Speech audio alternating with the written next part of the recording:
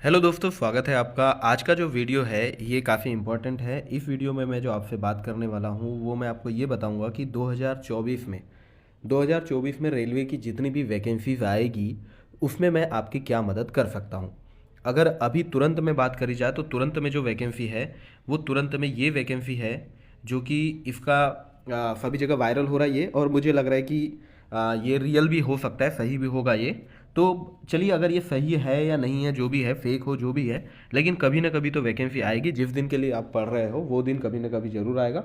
और आप में से जो भी सीरियसली तैयारी कर रहे हैं लगातार, ये सब बहुत सारी चीज़ें जो बीच में फेक फेक आती है उनमें अपना टाइम बर्बाद नहीं कर रहे हो, जेनुअनली अगर पढ़ाई कर रहे हो तो सिलेक्शन आपका होकर रहेगा, आप भी रेलवे में अपनी सेवाएं दे सकोगे।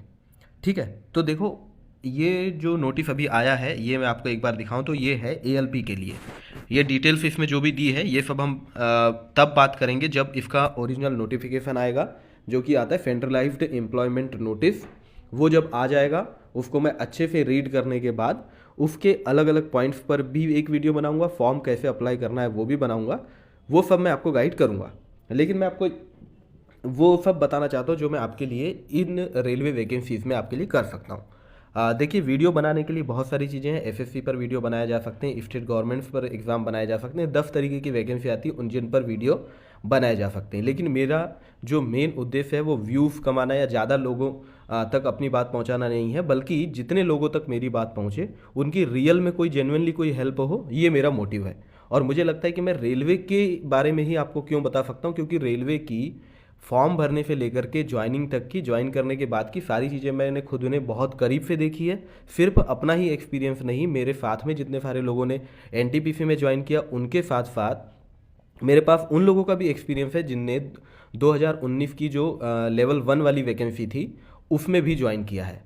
यही नहीं, सिर्फ ये नहीं कि सिर्फ मुंबई डिवीज़न की मैं बात कर रहा हूँ, किसी भी डिवीज़न की, किसी भी जोन की ज़्यादा से ज़्यादा लोगों से मेरी बात हुई है। और अगर आप चैनल के पिछले वीडियोस में जाकर के देखेंगे तो आपको पता चलेगा कि ये चैनल किस तरीके से यहाँ तक पहुँचा है और आप ये वीडियो तक कैसे पहुँच पाए हो। यानी कि इससे आपको ये पता चलेगा कि रेलवे में जो प्रोसीजर फॉलो हो रहा है ज्वाइनिंग को लेकर के, फॉर्म भरने से लेकर के शुरू होकर के, वो सारी चीज़ों के बारे में मैं आपको बहुत अच्छे से बता सकता हूँ। ऑफ कोर्स एकदम ऑफिशियल तरीके से तो मैं आपको कैसे ऑफिशियली मैं आपको कुछ नहीं बता रहा हूँ। मैं आपको जो भी बताऊंगा वो सारे एक्सपीरियंस के बेसिस पे, मल्टीपल एक्सपीरियंसेस के बेसिस पर आपको बताऊंगा।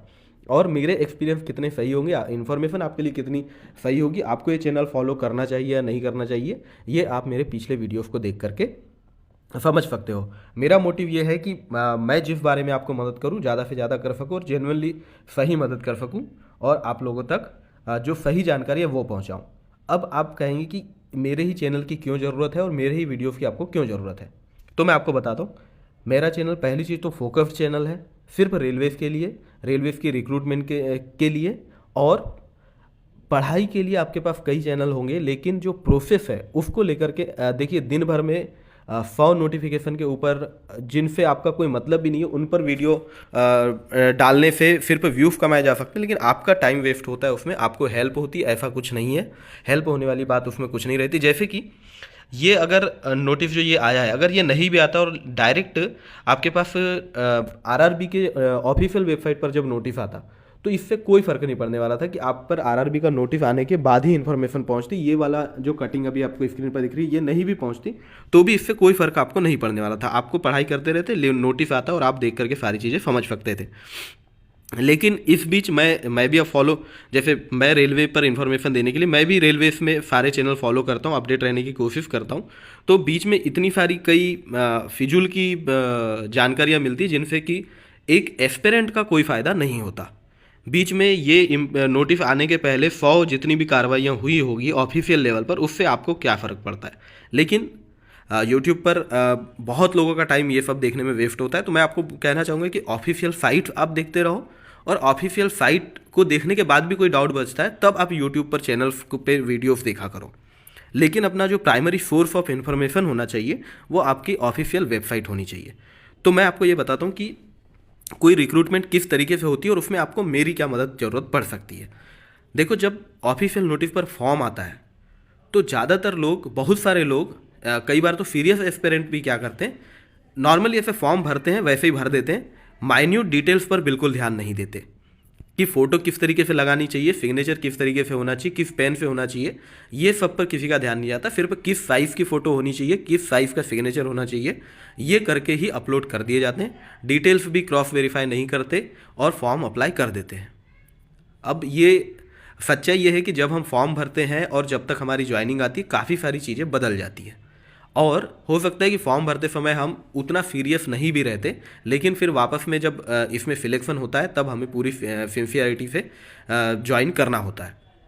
लेकिन फॉर्म भरते समय की गई कोई भी गलती या नेग्लिजेंस जो होती है वो कितने ज़्यादा बाद में आपको ट्रॉमा दे सकती है, कितनी ज़्यादा परेशानी दे सकती है, और कई बार तो एग्ज़ाम क्लियर करने के बाद भी रिजेक्शन आपको मिल सकता है।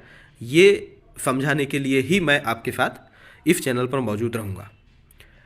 फॉर्म भरने में सबसे मेजर स्टेप किसी रिक्रूटमेंट में क्लियर करने के लिए है, मतलब जॉब पाने के लिए, वो कि आप फॉर्म किस तरीके से अप्लाई करते हो। फॉर्म में आप जो अप्लाई करते हो उसके आधार पर ही बाद में सारा आपका डॉक्यूमेंट वेरिफिकेशन होता है।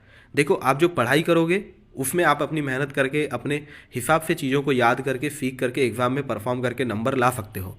लेकिन आज जो फॉर्म भरने में जो भी डिटेल्स आप डालोगे, ये डिटेल आपको एग्ज़ाम क्लियर करने के बाद बहुत ज़्यादा काम आने वाली है, और इन्हीं डिटेल के बेस पर आपका डॉक्यूमेंट वेरिफिकेशन होगा। डॉक्यूमेंट वेरिफिकेशन क्यों होता है? ताकि आप सही इंसान हो, जिसने फॉर्म भरा था, जिसने एग्ज़ाम दिया, और जो आज ज्वाइन करने के लिए आया वो सेम पर्सन है। ये सब देखने के लिए डॉक्यूमेंट वेरिफिकेशन होता है। लेकिन आप देखोगे अगर मेरे चैनल पर पिछले वीडियोस को, तो आपको समझ में आ जाएगा कि हम कितना लाइटली फॉर्म भर देते हैं और बाद में किस किस तरीके के इशूज़ आपको आ सकते हैं। एक एक इशूज़ पर बात नहीं करेंगे, लेकिन बहुत सारी माइन्यूट डिटेल्स होती है कि हमको सिग्नेचर हिंदी में करना चाहिए, इंग्लिश में करना चाहिए, ब्लू पेन से करना चाहिए या ब्लैक पेन से करना चाहिए, ऑल कैपिटल लेटर में करना चाहिए, स्मॉल लेटर्स में करना चाहिए, एड्रेस क्या डालना चाहिए, नाम किस तरीके से डालना चाहिए, अगर हम इनकम सर्टिफिकेट लगा रहे हैं तो उसकी वैलिडिटी क्या होनी चाहिए, कास्ट सर्टिफिकेट की वैलिडिटी क्या होनी चाहिए, और अभी अब जो इनकम सर्टिफिकेट लगा रहे हैं वो कब तक वैलिड रहेगा, डॉक्यूमेंट वेरिफिकेशन के समय हमको क्या इनकम सर्टिफिकेट लगेगा, अभी जो ओबीसी सर्टिफिकेट हम लगा रहे हैं उसका फॉर्मेट क्या है, डॉक्यूमेंट वेरिफिकेशन के समय हम जो ओबीसी सर्टिफिकेट देंगे उसका फॉर्मेट क्या रहेगा। इस तरीके की 50 चीज़ें हैं जो बाद में क्वेश्चन बन के आपके सामने आती है। लेकिन आज जो हमने फॉर्म भर दिया उसको हम बाद में करेक्ट नहीं कर सकते। तो मैं आपसे कहूँगा कि जब नोटिस आ जाए तो आप खुद उस नोटिस को बहुत अच्छे से पढ़ें। मैं भी वीडियो डालूंगा, समय रहते डालूंगा, जल्दी डालूंगा, पूरा नोटिफिकेशन को समझ के डालूंगा, तो वो वीडियो भी आप देख लेना, तभी आप फॉर्म अप्लाई करना। फॉर्म अप्लाई करते समय इतने सतर्क रहना जैसे कि आप ज्वाइन करने जा रहे हो, और फॉर्म भी उसी उम्मीद से भरनी चाहिए कि आपको इसमें जॉब लेनी ही है, तभी आपके अंदर वो सिंसियरिटी आएगी और आप उसको सीरियसली फॉलो करके फॉर्म भर पाओगे। इस वीडियो को ज़्यादा से ज़्यादा उन लोगों तक शेयर करना जो भी तैयारी कर रहे हैं, और जिन भी प्लेटफॉर्म्स पर आप इस वीडियो को शेयर कर सकते हो तो ज़रूर शेयर करना, ताकि ज़्यादा से ज़्यादा लोग जो सही में तैयारी कर रहे हैं, एग्ज़ाम देना चाहते हैं, और इस में रेलवे में इस वैकेंसी में या आने वाली वैकेंसी में अगर फ्यूचर में ज्वाइन करने वाले हैं तो उनको बाद में कोई प्रॉब्लम ना हो, और थ्रू आउट द जर्नी मैं आपको लगातार गाइड करता रहूं और सही सही चीज़ें आपको बताता रहूं। तो मैं बस यही आपको बताना चाहता था। मैंने बीच में जितनी डिटेल्स आपको मिलती है कि ऑफिशियल ऑर्डर ये आ गया, वो ऑर्डर आ गया, जीएम को ये लेटर गया, वो लेटर गया, इतनी वैकेंसी आएगी, ये सबसे मैं आपको सच बताऊं तो कुछ भी फ़र्क नहीं पड़ता। आप अगर अभी ठंडे दिमाग से सोचे कि ये वाला नोटिस जो आया है, चलो इसको अगर आप सीरियसली मान लो, तो इसके पहले आपको जितनी भी डिटेल्स पता चली उससे आपके लाइफ पर क्या फ़र्क पड़ने वाला है या क्या फ़र्क पड़ा है। कोई फ़र्क नहीं पड़ा। जिस दिन ऑफिशियल साइट पे नोटिस आएगा उसी दिन से आपकी जो कॉन्क्रीट डिटेल्स है वो उसी दिन से आपको पता चलने वाली है। तो आप इस पर ध्यान दो अच्छे से, ठीक है। जिनको इंटरेस्ट है और आउट ऑफ इंटरेस्ट आप ध्यान देते हो तो बहुत अच्छी बात है, लेकिन अगर उन चीज़ों का आपके प्रिपरेशन पे बहुत फ़र्क पड़ता है तो मैं आपको कहूँगा कि ऑफिशियल साइट विजिट करें और अपने कुछ 2-4 चैनल्स रखें जिनको आप एकदम ट्रस्टेड मानते हैं, उन्हीं पर अपनी डिटेल्स को देखा करो। हर तरीके की वीडियो आपको नहीं देखना चाहिए।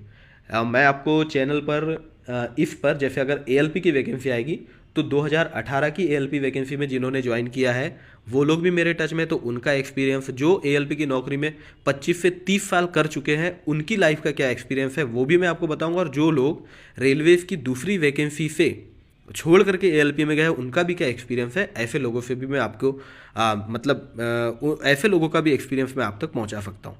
जब मैं वीडियोस बनाने लगूंगा, नई वैकेंसी आने लगेगी, जब ज़रूरी लगेगा कि आप वो चीज़ जान सकते हो, आपके डिसीजन मेकिंग में उन वीडियोज़ की अहमियत रहने वाली है, तो मैं वो वीडियोज़ आपके लिए डालता रहूँगा। व्यूज़ के लिए या ज़्यादा नंबर ऑफ़ वीडियोज़ के लिए मैं वीडियो नहीं डाल पाऊँगा, लेकिन आपको मैं कहना चाहूँगा कि अगर आप मेरे वीडियोज़ को फॉलो करोगे तो आपकी बहुत हेल्प होने वाली है और मैं पूरी हेल्प करने की कोशिश करूँगा। तो बस यही था मैं आपको जो बताना चाहता था। लेकिन मैं आपसे फिर कहूँगा कि आप चैनल को फॉलो कर सको या ना कर सको, लेकिन फॉर्म जब भी आप भरो, इफ़ नहीं किसी भी एग्ज़ाम का फॉर्म भरो, बहुत सीरियसली नोटिफिकेशन को पढ़ के करो, अच्छे से रिसर्च करके करो और सारे डॉक्यूमेंट अप टू डेट करने के बाद, बहुत अच्छे से क्रॉस चेक करने के बाद ही फॉर्म अप्लाई करो। फॉर्म अप्लाई करते हो तो प्रीव्यू में जब जाते हैं तो प्रीव्यू को बहुत अच्छे से पढ़ो और अगर कोई गलती तो उसको सुधारो और फॉर्म अप्लाई करो। फॉर्म में छोटे मोटे कंसेशन लेने के लिए कुछ कंसेशन मत लो, वैसे भी रेलवे वैकेंसी में बाद में पैसे वापस हो जाते हैं, तो वो सब का फ़ायदा ना लेते हुए भी फॉर्म अप्लाई करो ताकि आपको बाद में कम से कम समस्याओं का सामना करना पड़े। तो ये था, मैंने सोचा आपको ये सब बताना ज़रूरी है ताकि अगर आप चैनल पे जुड़े रहना चाहते हैं तो जुड़े रहें, जितने लोगों को आप चैनल से जोड़ना चाहते हैं तो जोड़ें। Thank you very much, all the best, enjoy.